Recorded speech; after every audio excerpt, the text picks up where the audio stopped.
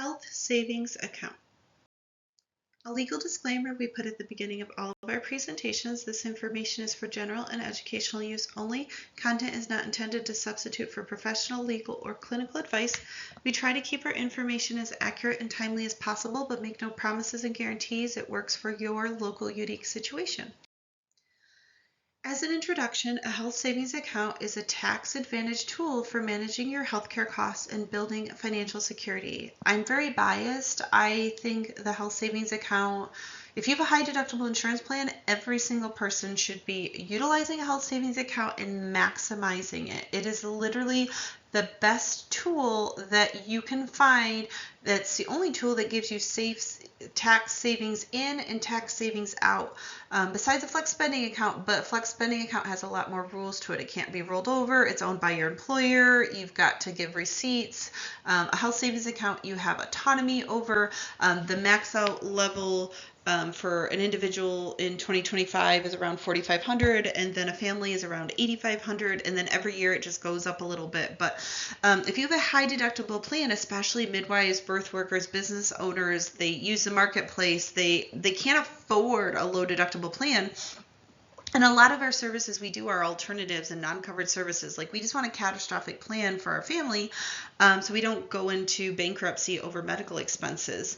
But a health savings account is phenomenal because you put pre-taxed money in, and then as long as it's used for medical expenses, it's pre-taxed money out. It rolls over. It's your own savings account. And even as you build it and you don't use it, you can invest it in other things. There's a couple custodians that I give the example, the lawyer accountant I follow, Mark Kohler, that's absolutely amazing. He's goofy, he's funny, he makes learning this really tough, dry stuff fun, if you can believe it, tax legal fun. He's a lawyer and accountant that specializes in small business and real estate. But he gives the example of his HSA account. He had 30, 40 grand in it, and he has a little meth house, quote unquote, in the Midwest. And you don't have to leave it sitting in a savings account where you're not making any interest and you're losing the purchasing power to inflation. You can invest it. You can do other things, but there's rules to it. You have to have a custodian. There's a few custodians that do it for health savings accounts, but you can compound your bucket that's tax-free medical expenses, and that's going to be your biggest expense in retirement. I can tell you of people that have $500,000, $1 million in their health savings account, and it's not because they saved the max amount every year. It's because they use these tools to the next level. So I love health savings accounts. I think everybody should use it if they have a high deductible. Max it out, whether your family is healthy or not. This is part of your financial plan that's really, really essential. And then there's features to the health savings account. We talked about the tax advantages. As long as you use it for medical expenses, there's never been any audits that I found for keep track of the receipts, but I've never seen where families are audited to confirm they actually used it for medical expenses. The rollover, the growth potential, like we talked about, the potential to be able to invest it in other things besides just leaving it in a savings account, which most people do.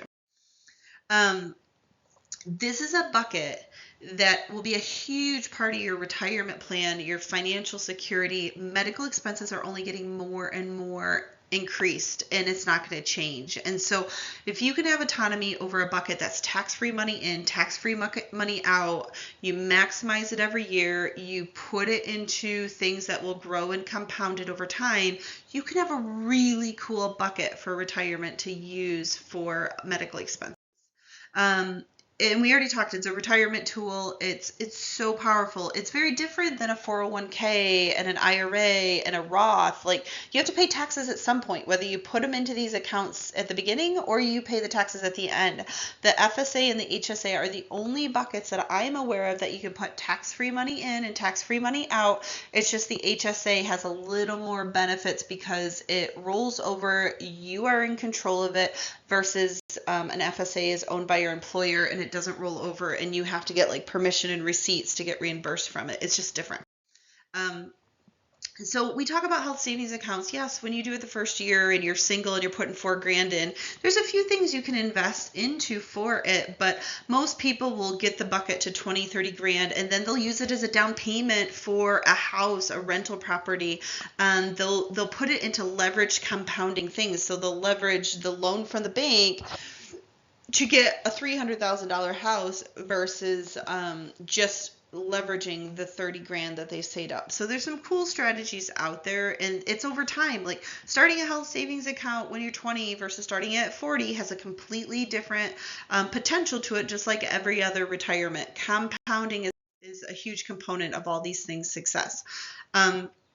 Healthy individuals, like if you're really healthy and take care of yourselves, you're not going to have much for medical expenses, so that bucket's going to grow a lot faster.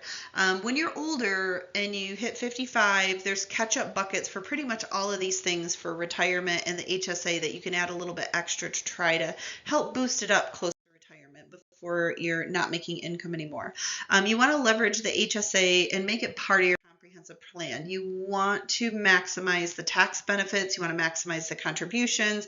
You want to invest in things that are safe and that you feel comfortable with.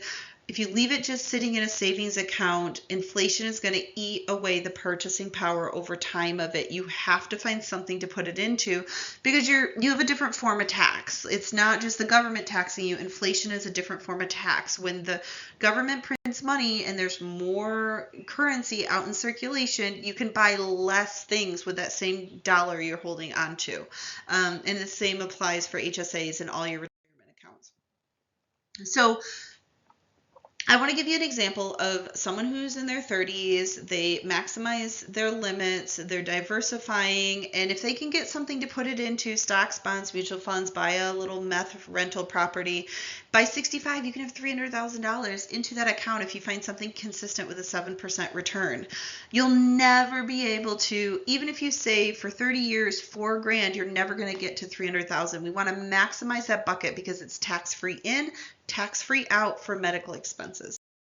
So as an overall conclusion, my favorite bucket when I talk about financial planning are whole life insurances, health savings accounts, diversifying your buckets, thinking outside the box as a midwife of what we can put into. A health savings account, if you have to have a high deductible insurance plan. The criteria changes every year. I think right now for a family it's $3,000 is the minimum that the deductible has to be on that insurance plan that you have. But if you are a typical midwife, a business owner, you're getting your own insurance, most likely you have a high deductible insurance plan. But if you have a low deductible insurance plan, you can still tap into an FSA. It's just not the flex spending account. It's not as good as an HSA. So I want everybody to look into this, see if they qualify, maximize it, make it an essential part of your financial plan, just like an emergency account, just like retirement planning. If you have a high deductible insurance plan, make an HSA an essential part of your plan.